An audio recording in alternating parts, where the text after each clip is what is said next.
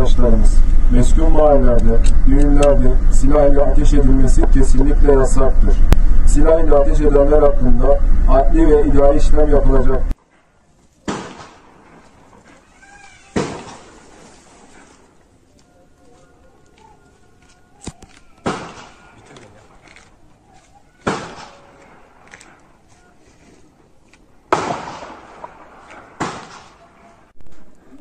Şahinbey Merkez Jandarma Karakol Komutanlığı sorumluluk alanında bulunan bağ evinde havaya ateş etme olayıyla ilgili gelen ihbar üzerine Cumhuriyet Başsavcılığı'yla görüşülerek alınan talimatlar doğrultusunda ikamette arama faaliyeti icra edilecektir.